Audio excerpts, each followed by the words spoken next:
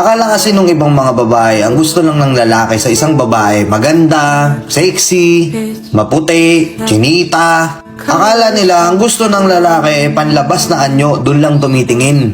Hindi ang matinong lalaki ang hahanapin sa babae yung may magandang personality. Yung babaeng sasamahan sila kahit na down na sila.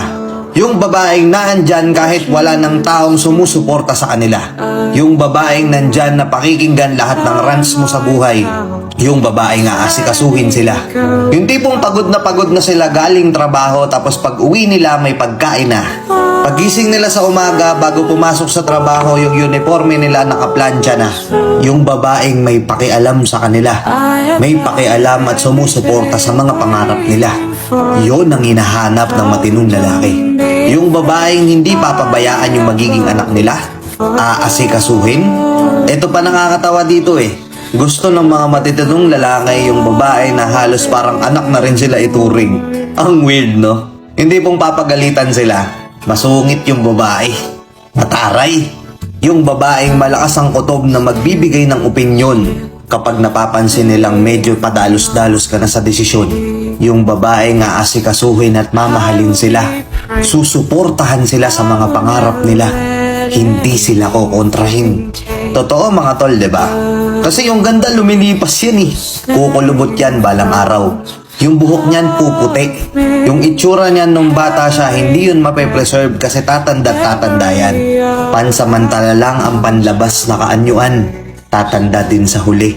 Pero yung personality, yung ugali, yun ang hindi mawawala.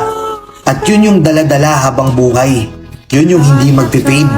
Problema kasi sa atin mga tol, porket nakakita ka ng maganda, sexy, okay na sa'yo. Tapos katagalan, makukuha mong babae, tamad pala. Daming mas maayos na babae dyan, maraming babae dyan na masisipag, maraming babae dyan na maasikaso. Pero sa dinami-dami ng babae, mas pinili mo yung tamad. Tapos magre-reklamo ka, di kayo naasikaso.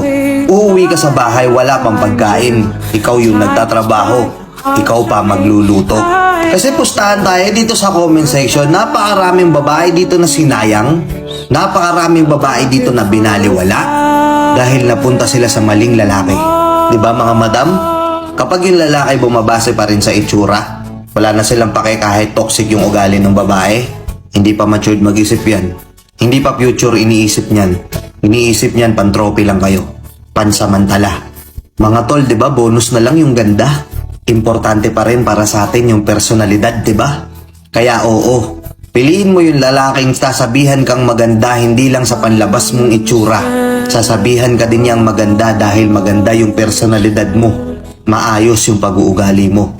Mga tol, kapag nahanap na natin yung ganong klaseng babae na aasikasuhin tayo, wife material. Brad, ingatan mo. Ibigay mo yung time, ibigay mo yung love, ibigay mo yung effort. Suklian mo lahat ng sakripisyo niya. Promise magtatagal kayo. Promise yung pinapangarap mong last na to, magsisettle na ako. Matutupad yun. Nagets nyo? Yung mga matitinong lalaki dyan, tama ba? Ganto hinahanap nyo sa mga babae, di ba? Hindi itsura. Hindi puro paganda lang pero wala naman talagang tira. Puro paganda lang pero pagdating sa anak ng gigitata. Napakaraming babaeng maayos at maasikaso. Oo, bonus na lang yung ganda. Nagets nyo? Thank you and peace out.